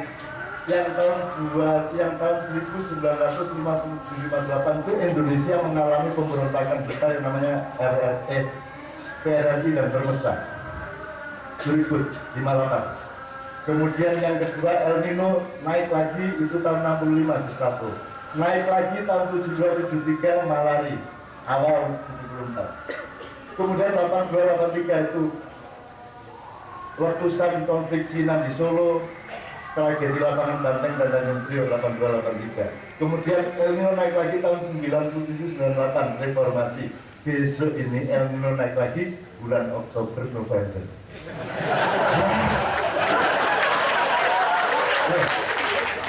Tapi Anda juga jangan terlalu gila terus lihat gini apa ya? Nembak kan? Saya akan. Jadi yang gitu.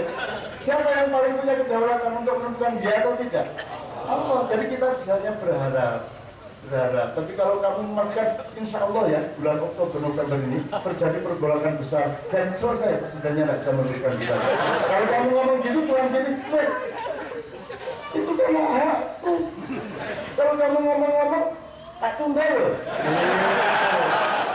Allah boleh bilang gitu kan? Jadi kalau dilihat grafiknya mas. Kompas awal bulan ini ada grafik itu, dan saya kira ada tadi di internet. Pokoknya naiknya El Nino ini, gitu ya. Tapi itu boleh terjadi. Dan Anda jangan ribut soal itu. Itu dulu saja gitu. Kedua, Umar saja salah, apalagi kita itu karena udah kemurahan tuh. Jadi gue orang sholat Umar gue salah mas. Ya jangan gitu lah mas.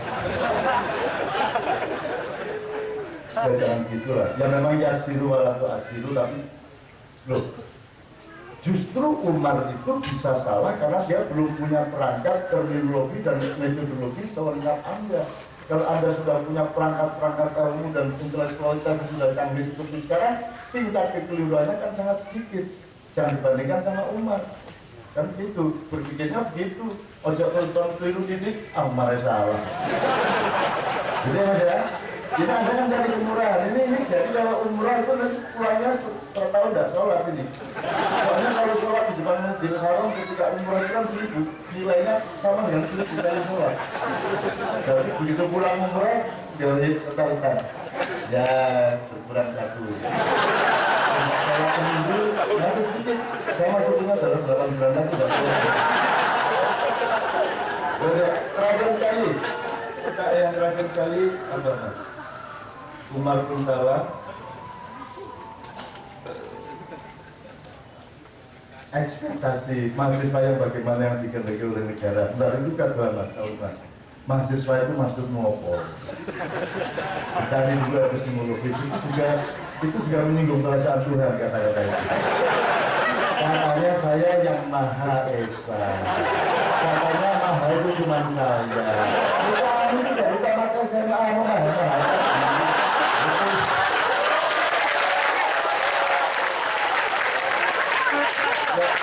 itu kamu kebaikan, kamu straight out ya, kamu baik-baiknya itu sudah Dewa Wisnu, Dewa Bayu itu datang ke saya, itu jani kata ya boleh nggak penyanyi kok kata nggak jenuh dewa saya tuh serius jadi betul lama jadi serius saya betapa lama untuk jadi dewa ini cuma bikin lagu nama Dewa 9.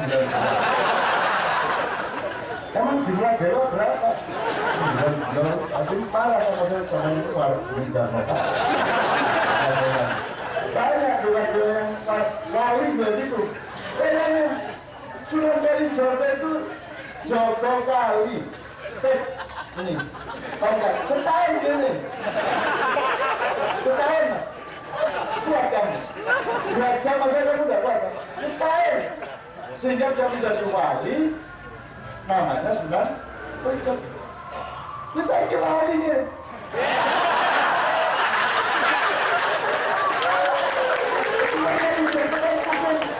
Gimana ya? Saya mau jadi wali itu setahun ini. Itu yang jadi lagu wali. Tapi memang itu tidak penting juga, cuma kalau Anda dalami nanti Anda akan ketawa dan Anda akan khusyuk setelah itu ya. Dan yang lainnya macam apa lagi? Wali, Dewa Dewa, Mahadewi. Nah itu kan tidak ada artinya. Itu saya sudah tanya kalau itu namanya. Memang kita cari nama yang tidak mengganggu wacana-wacana. Jadi Leto itu berkedaulatan sehingga dia tidak ganggu siapa-siapa. Ya, tapi kan harus ada artinya. Tidak ada artinya Leto itu apa? Tapi harus ada artinya, masa ada nama tidak ada makanya. Artinya ya sudah lah, dikasih arti skemanya, melek nggak difoto.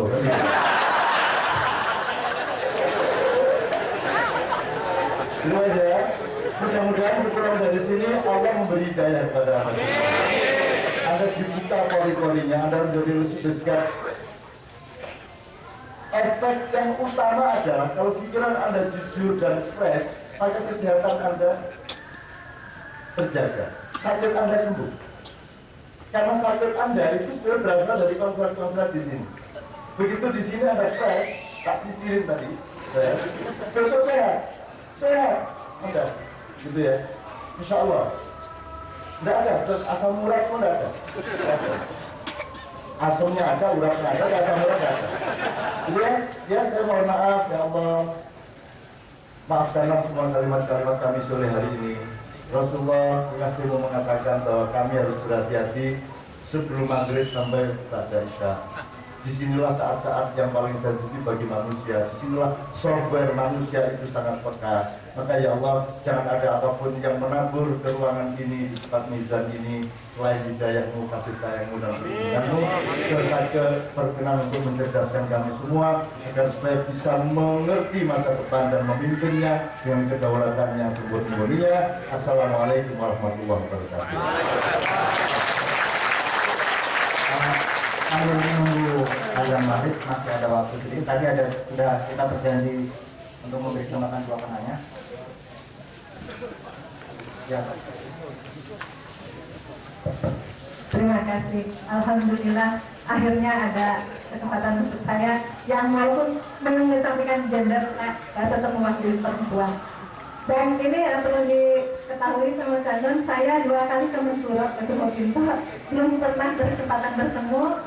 Kedua saat itu digantikan oleh Kiai Haji Jawa Imron. Dan alhamdulillah atas Rakasa Mizan bisa bertemu di sini.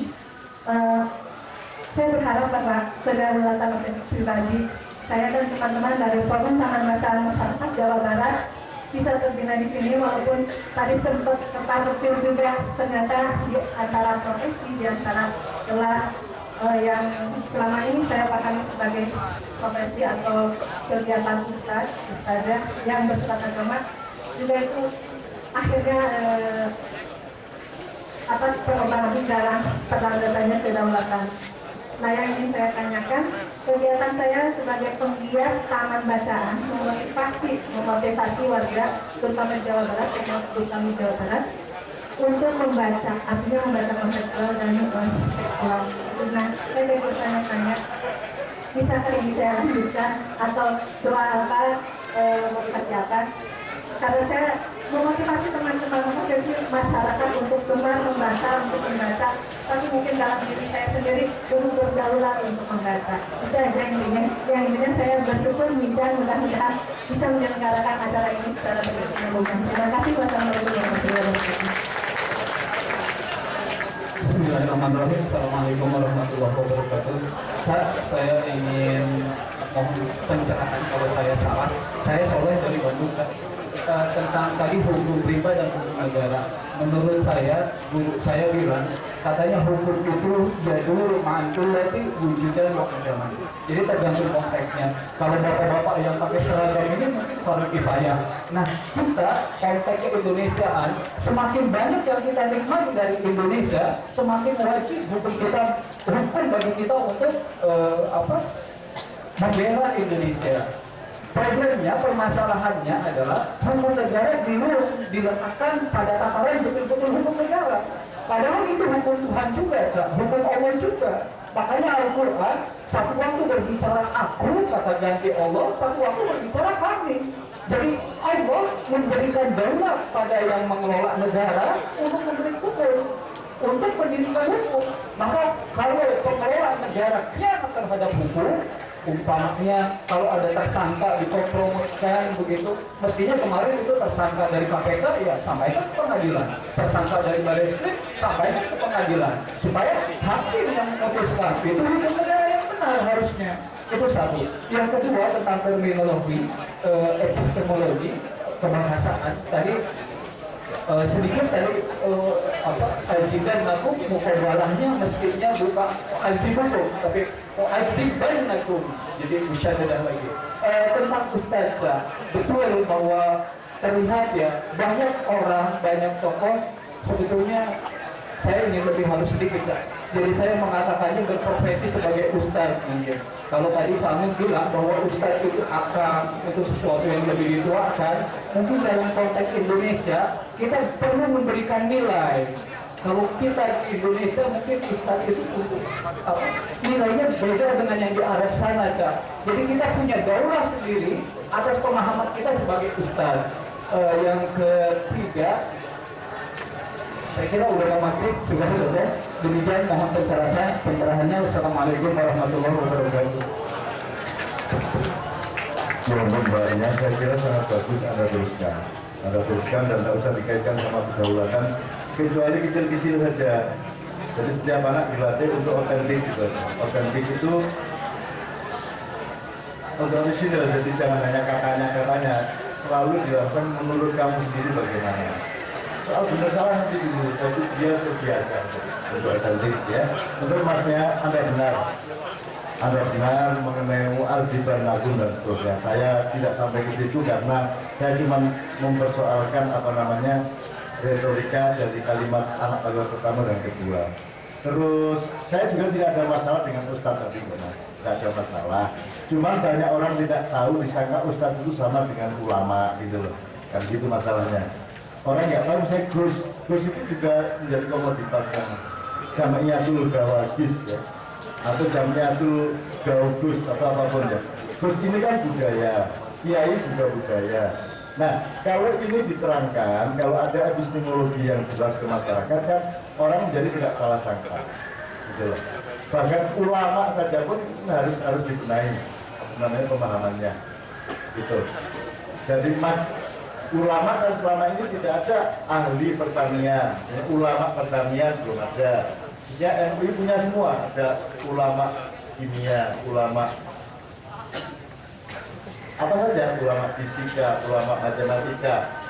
Mereka semua disebut ulama adalah orang yang mendalami ilmu secara mendalam, kan gitu.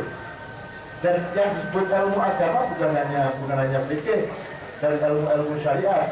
Yang disebut agama adalah nomor satu matematika, itu agama, itu ilmu agama nomor satu. Syariat nanti dulu. Dan syariat yang paling besar itu matematika.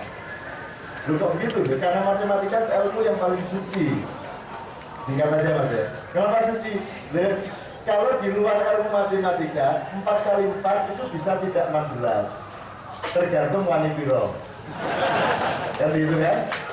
Bisa untuk polusi, bisa dinaik turunin, bisa ada markup, down up dan seterusnya bisa ada markup sama markdown dan seterusnya. Tapi di matematika nggak bisa. Pokoknya biar ada 1000 tentara mau nembak, kalau 4 kali 4 itu sama dengan 16. Biar disogok berapapun 4 kali 4 sama dengan 16. Biar ada iblis mengepung, tapi kalau dalam matematika 4 kali 4 sama dengan 16. Maka kesucian itu Anda harus belajar kepada matematika. Maka saya menyebut ilmu syariat yang paling besar adalah matematika. Itulah sebabnya saya menyekolahkan anak saya di Kanada jurusan matematika dan fisika. Meskipun ketika saya mencoba saya belum tahu ilmu itu tadi. Untuk ada alasan doa ya. Ya itu masih hidup itu masih itu loh Mas ya. Jadi kekeliruannya orang Islam umumnya termasuk banyak ulama berpikir sekuler, membedakan ini agama ini bukan. Itu namanya sekularisme. Sekularisme bukan anti agama. Sekularisme adalah membedakan kalau ini urusannya dengan Allah dan agama, ini tidak ada urusan dengan Allah dan agama. Negara disebut bukan urusan agama, itu namanya sekuler. Oh tidak ada sesuatu yang tidak berurusan dengan agama dan Allah. Agama itu tidak boleh jadi kementerian atau departemen. Kalau agama itu di atas semuanya. Mestinya ada di atas DPR, di atas eksekutif dan di atas politika ada dewan yang disebut MPR itu ada subdewan keagamaan, subdewan kebudayaan, subdewan macam-macam gitu ya. Tapi pokoknya dia yang sesepuhnya. Agama ini membawai semuanya, bukan sebagai lembaga tapi sebagai kearifan. Orang tua kita hormati bukan karena kita menang berkeliaran kita ya Pak, tapi karena dia orang tua. Jadi negara ini harus belajar bahwa kekuatan yang utama itu bukan kekuatan fisik dan militer. Kekuatan utama adalah kualitatif.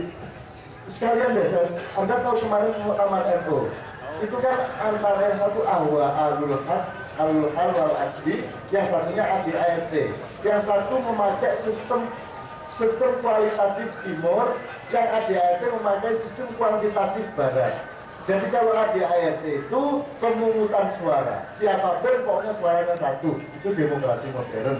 Itu yang ADART hasil Muzati CS.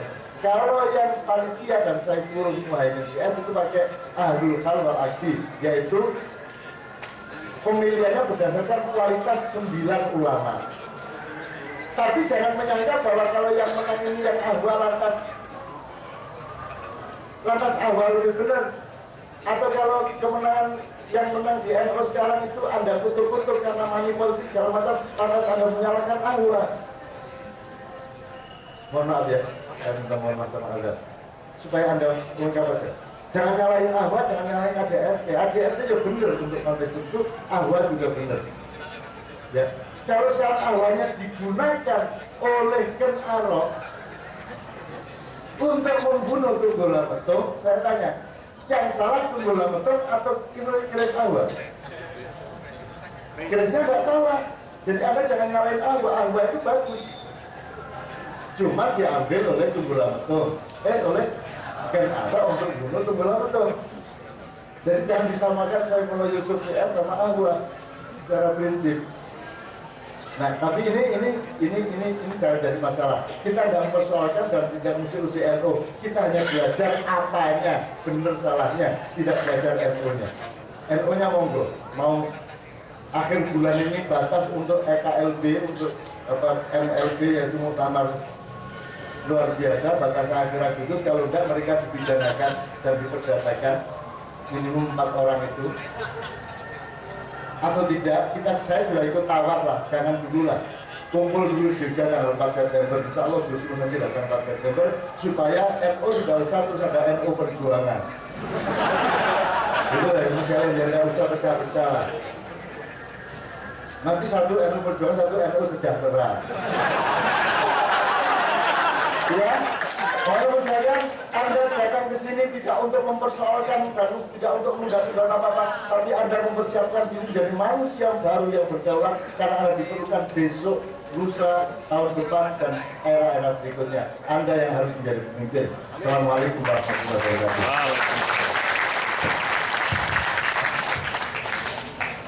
Saya pikir tidak perlu ada kesimpulan apapun. yang perlu digarisbawahi menurut saya pesan Cak Nun untuk kita